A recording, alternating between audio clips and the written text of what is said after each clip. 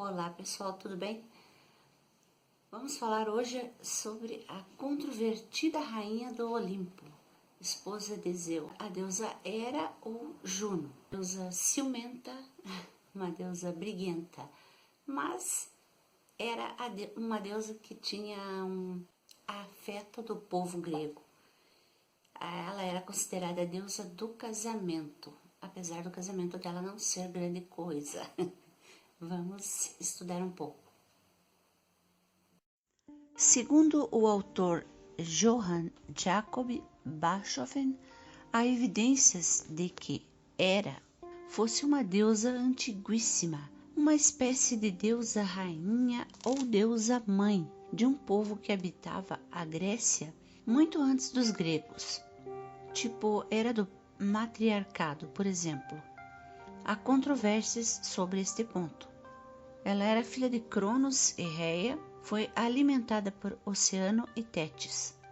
Quando casou-se com Júpiter, após sedução, casou-se com Júpiter em Creta, junto ao rio Terene. Para que suas bodas fossem solenes, Júpiter ordenou a Mercúrio que convidasse todos os seres da terra, mas uma ninfa, Quelone, zombou e disse que não ia, por isso foi transformada em tartaruga. Júpiter e Juno não viviam em muita harmonia. O seu casamento foi marcado por brigas constantes, já que o rei dos deuses era muito infiel.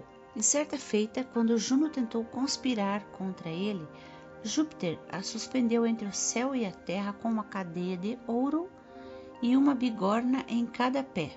Vulcano foi atirado com um chute à terra por tentar libertá-la. As infidelidades de Zeus em favor de algumas mortais causaram o ciúme e o ódio de Hera. A deusa, por sua vez, teve algumas intrigas amorosas, como por exemplo com o gigante Eurímedon. Conspirou também contra Netuno e Minerva para destronar Júpiter e o envolveu em laços, mas a Nereida Tétis desfez o plano com a ajuda de Briareu. Afirmam que a deusa tinha profunda aversão e desprezo por mulheres inconstantes e traiçoeiras. Quem não tem?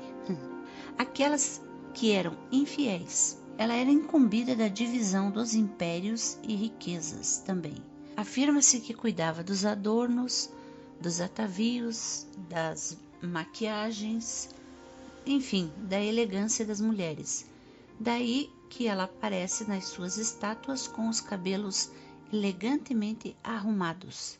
Ela presidia, ou seja, ela era a padroeira dos casamentos e dos nascimentos, protetora das crianças, protetora dos céus, da luz, da fecundidade e da maternidade, também protetora dos matrimônios legítimos.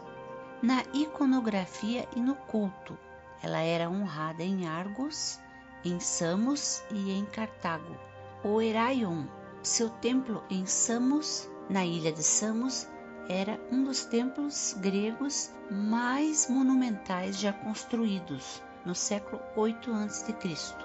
Em Argos, via-se sobre o trono a estátua da deusa toda de ouro e marfim, com uma coroa na cabeça, na qual estavam as graças e as horas. Ela era representada como uma matrona majestosa, uma mulher de idade madura, com grandes olhos abertos, às vezes com cetro na mão ou coroa de raios na cabeça, tendo junto dela um pavão real. Ainda existem várias representações de Hera. A imagem mais nobre e que mais tarde foi vista como o ideal da deusa era a estátua de Policleto. Eram consagrados a ela o gavião e o ganso. O díctimo, a papoula, a romã eram consagrados a ela e eram os adornos das estátuas. Em sua honra eram imoladas ovelhas novas. Ela era adorada em Roma. Quando Júpiter seduziu Semele, foi Hera ou Juno que surgiu a esta jovem na forma de uma velha e a convenceu que deveria ver Júpiter nos seus trajes celestes para provar-lhe a divindade. A jovem assim o fez e morreu fulminada diante da glória do Deus dos céus. Tinha os seguintes nomes ou epítetos: Pelages, adorada pelos Iolcos; Cínxia, quando presidia as núpcias entre os romanos, vem de cingere, cingir ou ungere, ungir, perfumar; Egéria e Lucina, quando presidia aos partos; Lacínia, tirada de Lacínio, onde ela tinha um templo famoso; Juga e Prônuba, nas núpcias; Moneta, protetora das moedas. Era representada como o símbolo da criatura vingativa e ciumenta. Muito bem, ficamos por aqui. Espero que tenham gostado da pequena aula. Na continuação, vamos falar mais sobre os outros deuses olimpianos. Até a próxima!